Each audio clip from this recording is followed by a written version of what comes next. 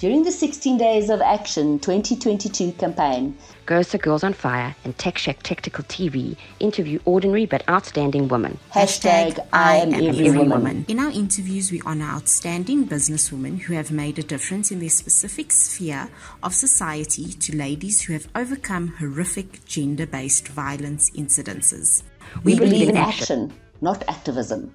Why are women continually cast as helpless victims? Bystanders to their own fate, presuming that victimhood is a fait accompli. We are not simply deer in the headlights of gender-based violence. We can and will stand up for ourselves. We are not second-class citizens who need special days and men standing up for us. We say no more.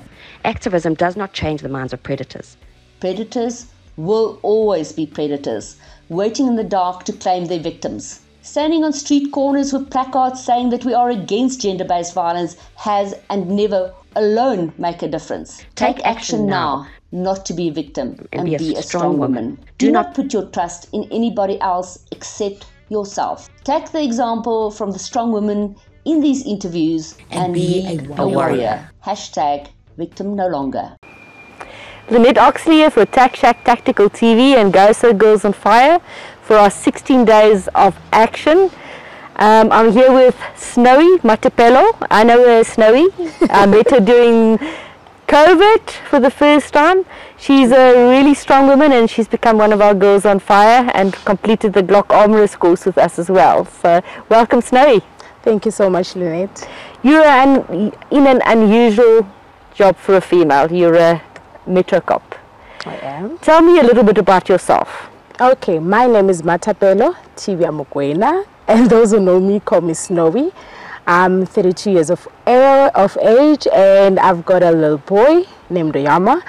I started working as a Metro Police Officer because I'm going to be honest, I had no other option but just to become a cop. Well, right through the training and everything, I started loving what I'm doing and what I found myself in at that time. And yeah, that's how I became a Metro cop. And I love my job, I must say. What do you like about the job? Being a Metro cop, it kind of, you've got different roles in one. I'm a parent. That's number one.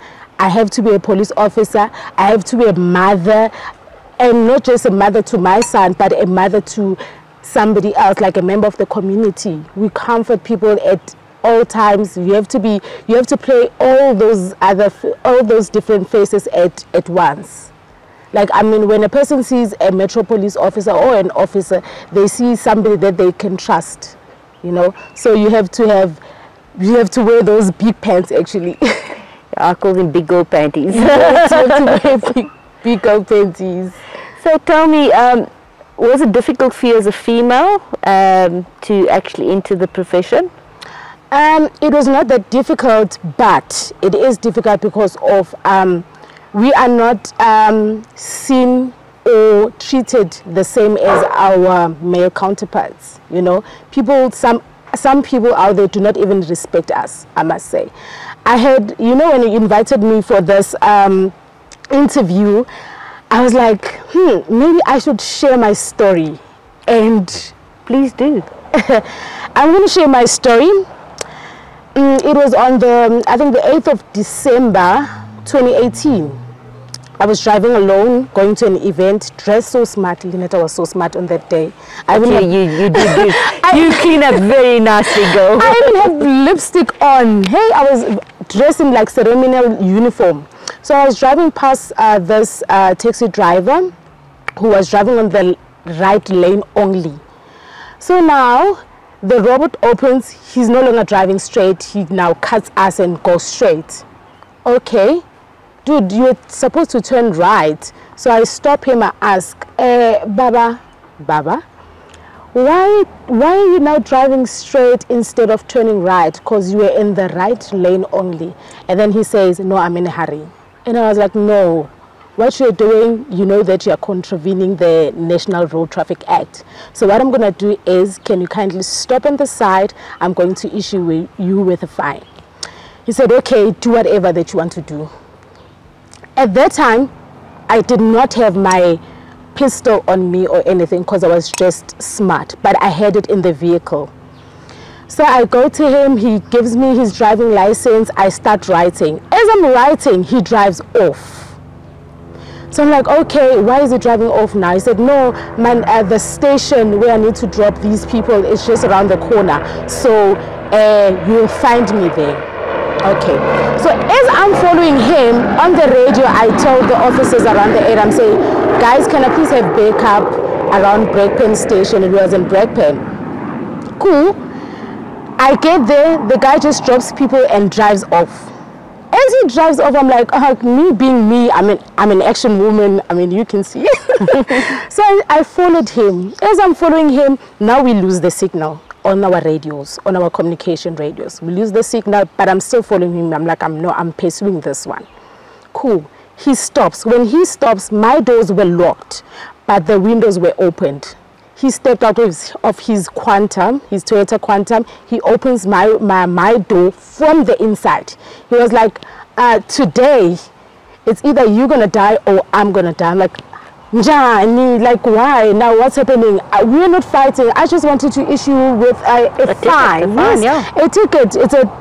I think it was a 300 tickets, and then you're free to go. And then he was like, not today, Mama. Guess what he did, Lynette? For the first time, I've never experienced violence before. I've never. Even like the people that I dated in the past, they've never hit me. He grabbed my 2 hands and then he slapped me. 1 clap. After then 1 clap, I looked at him, I said, but now what are you doing? Because that's an assault on a police officer. Yes. I said, what are you doing? And then he said, like, I want to show you. I tried to grab my hand radio. He just took it and threw it to the back of the vehicle, like at the back seat. Okay, now he holds them tight. Another one came, like the second clap. Okay. I got so stressed, I was thinking, okay, maybe he has, if he doesn't have a firearm or anything, maybe he has something, maybe a sharp object, a knife or whatever. Now today I'm going to die. I looked at him, I couldn't say a word. I just looked at him. I couldn't even cry. I wanted to cry, but I was like, I'm not going to cry in front of a man. No, I'm not going to do that. I looked at him straight in the eyes. And then when he started melting, I could feel that, you know what, he's starting to be a bit loose. And then one hand escaped. I was able to open my door. And when I opened my door at that time, because as I was driving, I took my firearm, I put everything on me. But I couldn't use my firearm in the vehicle because I was thinking, he's very big, he's going to overpower me. What if my firearm now kills me? Cool. I stepped out of the vehicle. I'm like, 1 shot. 1 shot, and then he comes and says, how? Can't do no spam? Like, you have a firearm. I'm like, okay, now, who's a clever now? I get it when you're hitting on a woman. There's nothing that I did wrong. Even if we were to stand in court, I'll be able to say, I was doing my job, I was just... He could have killed you. You don't... Exactly. And then now you're being violent. Why are you being like that to me? Like, this is uncalled for. And then guess what happened? He tried to run away. Me being me, I just shot just one with 1 shot. I shot one of the tires and I was like, nobody's going anywhere here until this is solved. Me and you, we're going to be civil about this. We're going to talk now. I'm not going to use violence because I'm not like you. But now we're going to talk about it, but you're not going anywhere. And guess what? Ended up spending the whole, he ended up spending the whole weekend behind bars. Yeah. And guess what? Other police officers were not pleased with what he did.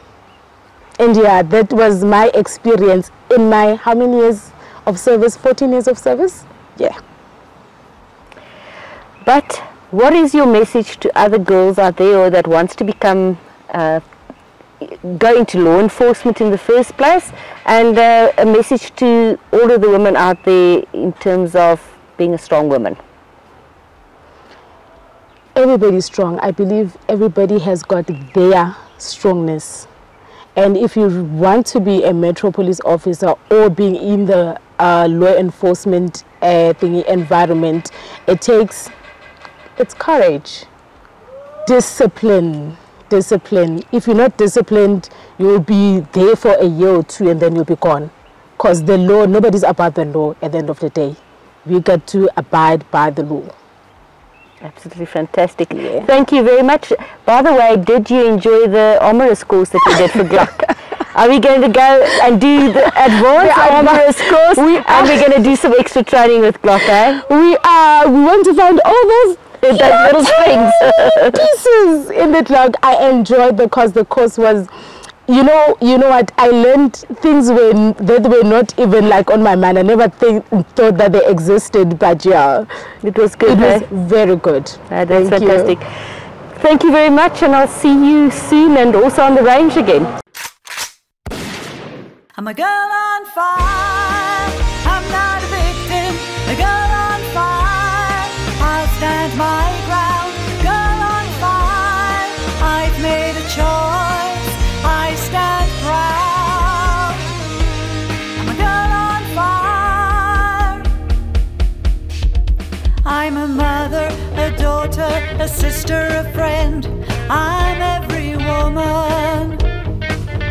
I have taken up arms and I choose to defend all that I hold dear. Independent and strong, you will not keep me down, you can't break me. I'm a girl on fire, I'm not a victim, a girl on fire, I'll stand my ground, girl on fire, I've made a choice, I stand proud.